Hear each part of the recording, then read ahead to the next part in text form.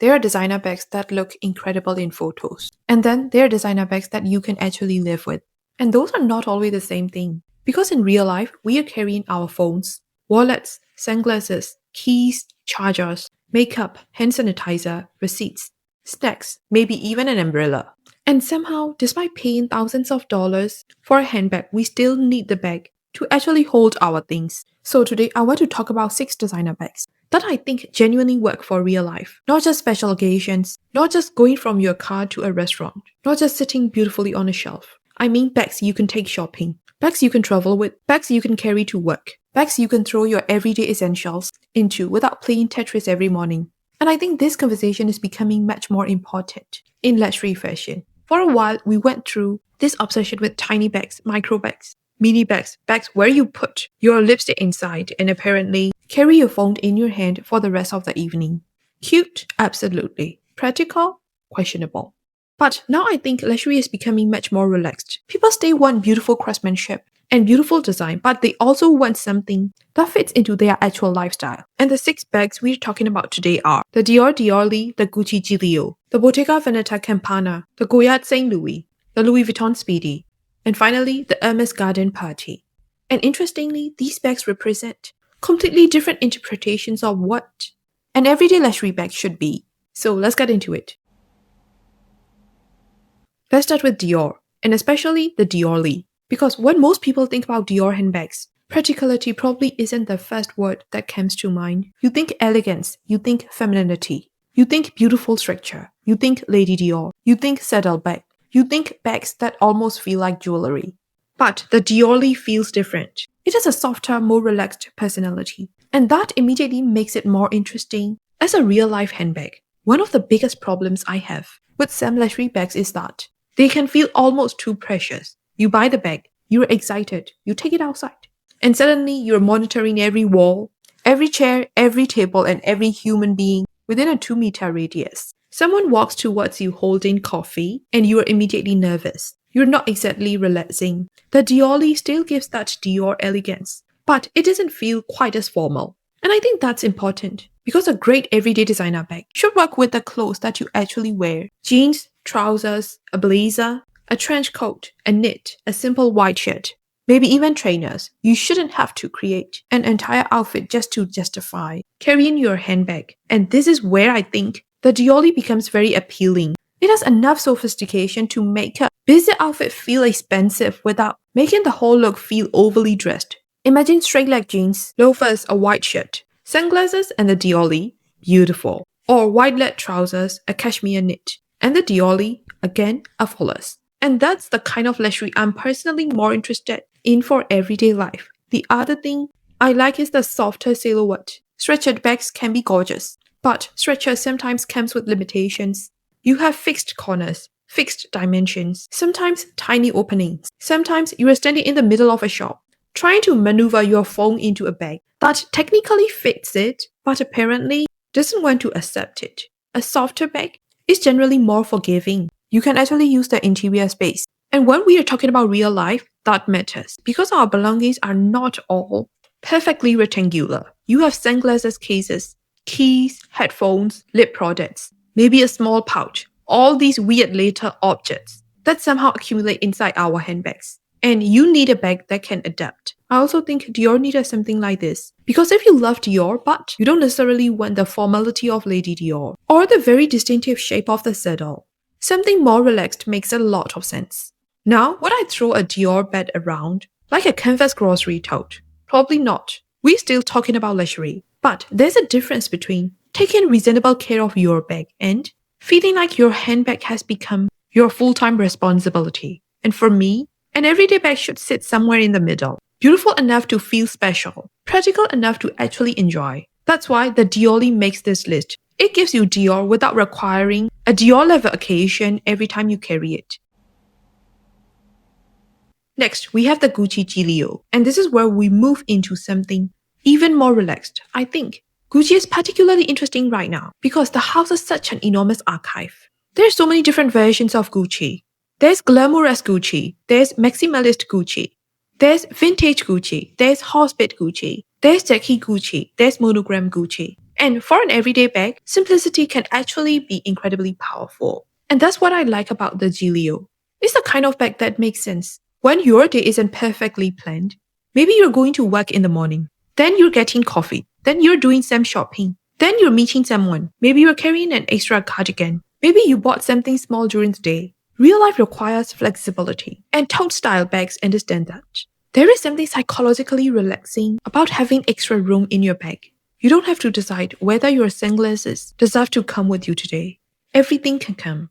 And that's why roomy designer bags often become the bags people use the most. The smaller, more elaborate bag might be the one you obsess over when you buy it. But 6 months later, the roomy tote is somehow sitting by the door every morning. Because convenience wins. And I think the Giglio has that potential. It also works beautifully with the direction fashion has been moving towards. We're seeing more relaxed silhouettes, more oversized proportions, more practical luxury, and much less of that feeling that every designer handbag needs to scream for attention. Sometimes you want the bag to blend into your outfit. And personally, I think that's when luxury can look the most sophisticated. If I'm wearing an oversized blazer, straight-leg denim, simple flats, and beautiful jewelry, I don't necessarily need my handbag to be doing 15 different things. Give me good proportions, give me beautiful materials, give me functionality. Done. And another reason I think Giglio works for daily life is that Gucci is generally easier to incorporate into a capsule wardrobe than some ultra-formal luxury houses. There's an ease to Gucci. You can wear Gucci with denim and it makes sense. You can wear Gucci traveling, you can wear Gucci shopping, you can wear Gucci with a slightly messy outfit, and somehow it still works. That's valuable because the best everyday luxury bags don't demand perfection from the rest of your wardrobe.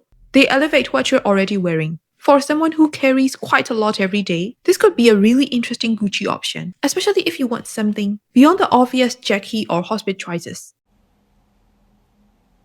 Number 4 is the Bottega Veneta Campana. And I love the idea behind this bag for real life, because Bottega Veneta has mastered something that is surprisingly difficult, making practical bags feel sensual. A lot of practical handbags can become very sensible, useful, responsible, maybe slightly boring. Bottega somehow gives you softness, texture, and movement. And the Campana is a perfect example. The shape feels relaxed. It sits beautifully against the body. It doesn't look stiff or corporate, and that makes a huge difference when you're carrying a bag for hours. Sometimes we focus so much on what fits inside a handbag that we forget to ask, how does this thing actually feel on my body? Does it sit comfortably? Does it bump against me? Is the handle annoying? Does the bag stick out? Does it become uncomfortable once I actually feel it? Because a bag can have incredible capacity and still be horrible to carry. The Campana's softer construction gives it that slouchy quality that works naturally with the body. And aesthetically, this is very Bottega. There's an understated richness to it. You don't necessarily need a giant logo. The texture does the talking. The leather does the talking. The silhouette does the talking. And I think that makes the bag incredibly versatile. You could carry this with a long wool coat in winter, a trench coat in spring, a linen outfit in summer, a leather jacket in autumn. It doesn't feel locked into one specific aesthetic. And that is one of my biggest tests for an expensive everyday bag. Can I imagine wearing it across different seasons? Because if I'm spending serious money, I don't want a bag that only works with one very specific Pinterest outfit. I want versatility, and the Campana has that. I also think this style of softer Bottega bag feels more modern right now than extremely rigid handbags. There has been this shift away from perfection. People want luxury that feels lived in, beautiful leather that softens, bags that develop personality, shapes that don't have to sit perfectly upright on a restaurant table. There's something very confident about that. It's almost saying, yes, this is expensive. Yes, it's beautifully made, but I'm actually going to use it. And I love that attitude towards luxury. The Campana isn't necessarily the bag I would choose if I want lots of organization. If you're someone who needs 17 compartments and a dedicated slot for every item you own, a softer bag can become a little chaotic. And that's easily solved with small pouches or an organizer. And personally, I would take that small inconvenience in exchange for the softness and versatility. This is luxury that doesn't feel uptight. And for real life, that's a huge advantage. Okay, now we're getting into serious practicality territory, the Goyard St. Louis. And I know this bag divides people. Some people look at it and say, why would I spend that much money on a coated canvas tote? And other people buy one, then buy another one, and suddenly they have a St. Louis collection. And I think the reason is very simple. It's useful, extremely useful. The St. Louis is one of those luxury bags that makes sense once you actually start living with it. It's lightweight, it's spacious, it's flexible, and it can handle so many different situations. Shopping? Yes. Airport? Absolutely. Everyday errands? Yes. Work? Depending on your needs, definitely. Travel? This is where it actually shines. And weight is something we don't discuss enough when reviewing designer bags. Because a bag might feel perfectly reasonable when it's empty in the boutique. Then you put your entire life inside. And suddenly you're carrying a small piece of furniture on your shoulder. A heavy leather tote plus a laptop, charger, water bottle, wallet, and cosmetics. Your shoulder is going to send you a formal complaint. The St. Louis avoids a lot of that because the bag itself starts relatively light. And that makes an enormous difference. There's also something nice about a bag that doesn't require perfect organization. You can throw things in. You can get things out. You're not dealing with complicated closures every 5 minutes. And when you are traveling especially, that convenience is priceless. Passport, headphones, phone, charging cable, snacks, sunglasses, maybe a scarf. Everything goes inside. But obviously, there are compromises. It's an open tote, so security is something you need to think about. Personally, in crowded areas or on public transport, I would absolutely use zipped pouches for valuables. And because it's a relatively simple construction, you're not buying this because it has the most elaborate interior architecture in luxury fashion. You're buying it because it works. And I think that is the whole point of today's video. Sometimes the luxury bag we use most isn't the most complicated one. It's the one that creates the least friction in your life. And that's the St. Louis. Grab it, feel it, go. There's also the aesthetic side. The Goyard pattern is recognizable to people who know luxury, but it has a different energy from some of the biggest mainstream monograms. It has that heritage level feeling, and I think that's part of its charm. Would I recommend the St. Louis as someone's only handbag? Maybe not. But as the bag you reach for when you need space? Absolutely. And if you travel frequently, I can completely understand why people become addicted to this tote. Number 2, the Louis Vuitton Speedy. At this point, the Speedy almost needs no introduction. But sometimes when a bag becomes this iconic, we stop thinking about why it became iconic in the first place. And one major reason is the design works. The Speedy is basically a masterclass in usable space. The opening is generous. The shape gives you real capacity. The bag itself isn't unnecessarily complicated. And depending on the size you choose, you can carry a surprisingly large amount. This is one of those bags when you look inside and think, how did all of that fit? It's like a luxury Mary Poppins bag. And I think that's exactly why the Speedy has survived generation after generation. Trends change, fashion changes, people's lifestyles change, but humans still need somewhere to put their stuff. And the Speedy does that very well. I also love that the bag doesn't need to remain perfectly pristine to look good. In fact, I think some Speedies look better when they've been used, when the bag relaxes slightly, when the leather develops character, when it stops looking like it came out of the boutique 15 minutes ago. There's something charming about a Speedy that has actually traveled with someone. And that's very different from bags, where the first tiny scratch feels catastrophic. For an everyday luxury bag, I think aging gracefully is a major advantage because you're going to use it. It's going to touch things. It's going to experience weather. Life is going to happen. And if the bag can develop character, instead of simply looking damaged, that's a huge win. Another thing I love about the Speedy is how many personalities it can have. A smaller Speedy can feel cute and compact. A larger one becomes much more practical and travel-oriented. And depending on the material and version, the entire personality changes. The classic monogram feels heritage. The Mie bean feels a little more understated. Leather versions can feel more polished. And then you have different seasonal interpretations. So even though we're talking about one iconic shape, there's actually a lot of choice. Styling is incredibly easy too. Jeans and a t-shirt? Speedy. Trench coat? Speedy. Airport outfit? Speedy. Blazer? Speedy. Casual dress? Speedy. It doesn't require a specific fashion personality. And I think that's one reason it continues to work across generations. Now, one thing I would think carefully about is whether you want the classic handheld experience or a version that gives you more carrying flexibility. Because in real life, being able to go hands-free can completely change how often you use a bag. If you're shopping, traveling, or carrying coffee, suddenly that strap becomes your best friend. And overall, the Speedy deserves its reputation. Sometimes classics become classics because fashion marketing tells us they're important. And sometimes classics become classics because the design is genuinely useful. The Speedy is both. And finally, my number 1 designer bag.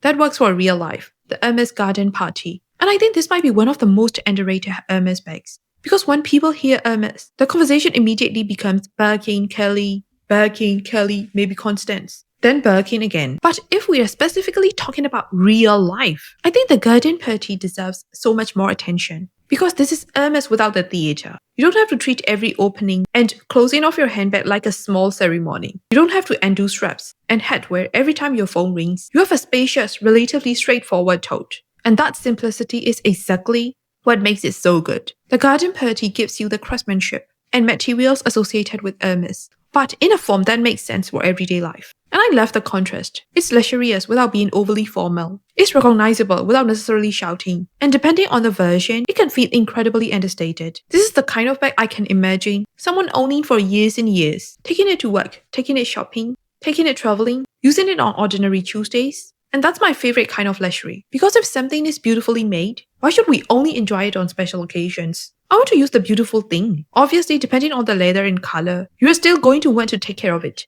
But psychologically, the garden party feels less intimidating than something like a pristine Kelly. There's room, there's accessibility, there's simplicity, and the design itself is extremely versatile. A neutral garden party with a white shirt, trousers and loafers, perfect. With denim and a trench, perfect. With a long coat, perfect. With a simple summer dress, also perfect. It doesn't fight with your outfit. And I think that's one of the most luxurious things a handbag can do. It quietly makes everything look better. There's also something very if you know about choosing a garden party over the most obvious Hermes options. It's not necessarily about having a bag. Everyone recognizes this from across the room. It's about appreciating the house, the leather, the craftsmanship, the usefulness. And I think that feels incredibly chic.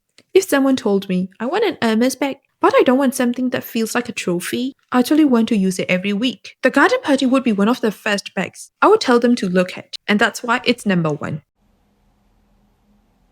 Now that we've gone through all 6 bags, I think we need to talk about something important. Because practical means something different to everyone. If you're someone who drives everywhere, you might love a large handheld bag. If you're constantly using public transport, security and hands-free carrying might matter more. If you work from a laptop, capacity becomes incredibly important. If you carry almost nothing, a giant tote is unnecessary. So before spending thousands on an everyday designer bag, I would ask myself 5 things. First, what do I actually carry every day? Not what you imagine yourself carrying in your fantasy life, your real life. Put everything you normally carry on a table. Phone, wallet, keys, makeup, sunglasses, laptop, water bottle, whatever it is. Can the bag comfortably hold it? Second, how do I travel? If you're walking constantly, comfort matters. If you're on public transport, closure matters. If you're driving, you might have much more freedom. Third, how much maintenance am I willing to tolerate? Be truthful. Because buying a delicate bag when you are naturally carefree with your belongings is basically signing yourself up for stress. Fourth, does this bag work with at least 70% of my wardrobe? Because an everyday bag should not require an office strategy meeting every morning. And fifth, can I access my belongings easily? This sounds boring until you are standing at a checkout, desperately trying to find your card, while 6 people are waiting behind you.